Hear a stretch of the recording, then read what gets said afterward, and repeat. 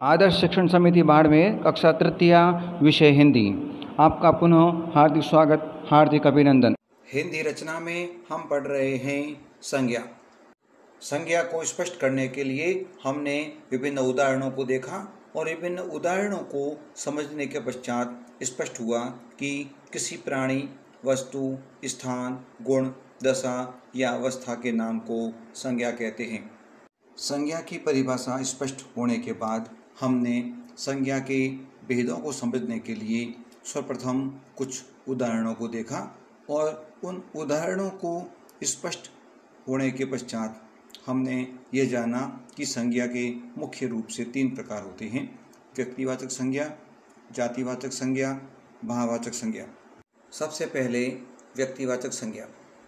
व्यक्तिवाचक संज्ञा को समझने के लिए एक बार पुनः हम उनके कुछ उदाहरणों को समझते हैं। हमारे सामने 4 वाक्य हैं। श्री नरेंद्र मोदी देश के प्रधानमंत्री हैं। रामायण एक महाकाव्य है। मैं भारत में रहता हूँ। शेर जंगल का राजा है। यहाँ पर नरेंद्र मोदी विशेष व्यक्ति, रामायण एक विशेष पुस्तक का नाम, भारत एक विशेष स्थान का नाम, शेर एक विशेष जानवर का नाम, ये सभी व्यक्तिवाचक संज्ञा के उदाहरण हैं। उसी प्रकार सामने चित्र में सचिन तेंदुलकर विशेष व्यक्ति के रूप में, मोर विशेष प्राणी के रूप में, रामायण एक विशेष वस्तु के नाम के रूप में और ताजमहल एक विशेष स्थान के रूप में चित्र दिखाई दे रहा है। ये सभी व्यक्तिवाचक संज्ञा के उदाहरण हैं। इन उदाहरणों के माध्यम से स्पष्ट होता है किसी विशेष प्राणी, स्थान या वस्तु का ज्ञान कराने वाले शब्दों को व्यक्तिवाचक संज्ञा कहते हैं। व्यक्तिवाचक संज्ञा को और स्पष्ट रूप से समझने के लिए हम देखते हैं हिंदी रचना की पुस्तक अभ्यास 11 में कुछ शब्द व्यक्तिवाचक संज्ञा के हमारे समक्ष दिए जा रहे हैं।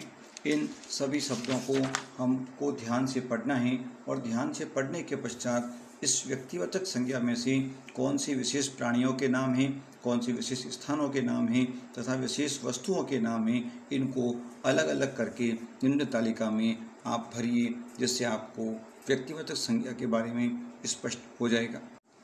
इसी क्रम में व्यक्तिवाचक संज्ञा को और स्पष्ट रूप से समझने के लिए आप विशेष प्राणियों के नाम, विशेष स्थानों के नाम तथा विशेष वस्तुओं के नाम स्वयं सोचकर 10-10 शब्द लिखिए। जातिवाचक संज्ञा।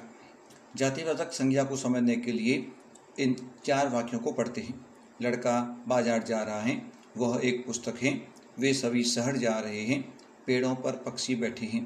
यहाँ पर हम देख रहे हैं लड़का, पुस्तक, शहर, पेड़, पक्षी, यह सभी जातिवाचक संज्ञा के उदाहरण हैं, क्योंकि लड़का कोई भी हो सकता है, पुस्तक किसी भी विषय की कोई भी पुस्तक हो सकती है, शहर कोई भी हो सकता है, पेड़ तथा पक्षी भी कोई भी हो सकता है, इसलिए यह जातिवाचक संज्ञा के उदाहरण हैं।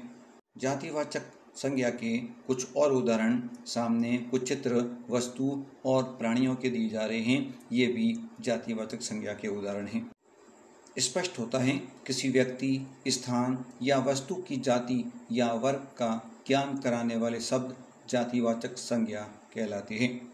जातिवाचक संज्ञा को स्पष्ट करने के लिए हिंदी रचना में अभ्यास 12 में कुछ जातिवाचक संज्ञा के उदाहरण आपके सामने दिए जा रहे हैं। उनको ध्यान से पढ़िए। उसके पश्चात प्राणियों के नाम, स्थानों के नाम तथा वस्तुओं के नाम तालिका में अलग अलग करके आप स्वयं लिखिए।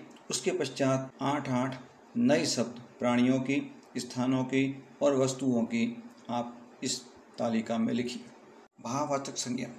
भाववाचक संज्ञा को समझने के लिए हम निम्न 3 वाक्य पढ़ते हैं। आम में मिठास है, उसने खेल में बेईमानी की, मेरा बचपन खेल कूद में बीता। इसमें जो 3 शब्द आए हैं, मिठास, बेईमानी, बचपन, यह तीनों शब्दों में हम यह समझते हैं कि मिठास, बेईमानी और बचपन, इनको हम मात्र महसूस कर सकते हैं, न देख सकते हैं, न सुन सकते हैं। उसी प्रकार और कुछ उदाहरण दया, शांति, प्रेम, अच्छाई, धैर्य, बूढ़ापा, सफलता, सुंदर, बहुमूल्य आदि सभी भाववाचक संज्ञा के उदाहरण हैं, जिनको मात्र हम महसूस कर सकते हैं। स्पष्ट होता है वे संज्ञा शब्द जो किसी भाव, अवस्था, गुण, दशा, आकार आदि का बोध कराते हैं, उसे भाववाचक संज्ञा कहते हैं। भाववाचक संज्ञा को और अधिक स्पष्ट करने के लिए हम कुछ निम्न उदाहरणों को पढ़ते हैं। सुंदरता, वीरता, नम्रता, बचपन, बूढ़ापा, सजावट, मोटापा, चंचलता, सफाई, चौड़ाई, गुरुता, निर्बलता, दुष्टता, लकड़पन, मिठास। आज हम भाववाचक संज्ञा बनाने का अभ्यास करेंगे। सर्वप्रथम ता लगाकर भाववाचक संज्ञा बनाइए। ऐसे शब्दों का अभ्यास करते हैं। शीतल से शीतलता, सहज से सहजता, स्वच्छ स्वच्छता, मोहक मोहकता, मधुर मधुरता, वीर वीरता, मित्र मित्रता, दुर्बल दुर्बलता। पन शब्द को जोड़कर भाववाचक संज्ञा बनाइए। बच्चा में पन जोड़कर बचपन, अकड़ में अकड़पन, छोटा प्लस पन छुटपन, बड़ा प्लस पन बड़प्पन, लड़का प्लस पन लड़कपन, ओछा प्लस पन ओछापन। उसी प्रकार पा लगाकर भाववाचक संज्ञा शब्द बना सकते हैं। बूढ़ा से बूढ़ापा, छोटा से छोटापा, मोटा से मोटापा, अपना से अपनापा। उसी प्रकार ई लगाकर भाववाचक संज्ञा शब्द बनाते हैं। सफाई, लंबाई, गोलाई, मोटाई, अच्छाई, चौड़ाई। भाववाचक संज्ञा के कुछ अन्य और उदाहरण देखते हैं। बना प्लस वट बनावट, गिर से गिरावट, सजा से सजावट, लिखा से लिखावट। उसी प्रकार घबरा से घबराहट, टकरा से टकराहट, अब हड़बड़ा से हड़बड़ाहट, सरसरा से सरसराहट, खट्टा से खट्टास, मीठा से मिठास। भाववाचक संज्ञा के उपयुक्त उदाहरणों को समझने के पश्चात निम्न तालिका में 8 भाववाचक संज्ञा शब्द दिए गए निर्देशानुसार बनाइए और लिखिए।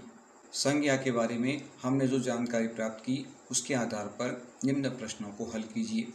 प्रश्न क्रमांक 1, संज्ञा की परिभाषा लिखिए। प्रश्न क्रमांक 2, निम्न अवतरण को पढ़िए तथा अवतरण को पढ़ने के पश्चात संज्ञा शब्द छांटकर रिक्त स्थान में भरिए। उसके पश्चात व्यक्तिवाचक, जातिवाचक तथा भाववाचक संज्ञा शब्दों को अलग अलग करके लिखिए। प्रश्न क्रमांक 4, 5 नए व्यक्तिवाचक, जातिवाचक तथा भाववाचक संज्ञा के शब्द बनाइए। प्रश्न क्रमांक 5, शब्दों को पढ़िए और पुनः नीचे लिखिए। प्रश्न क्रमांक 6, ता, पा, पन, ई तथा वट जोड़कर 5 नए भाववाचक संज्ञा शब्द लिखिए। प्रश्न क्रमांक 7, हाँ अथवा नहीं में उत्तर लिखिए। आज के इस प्रकरण संज्ञा को यहीं विराम देते हैं। धन्यवाद।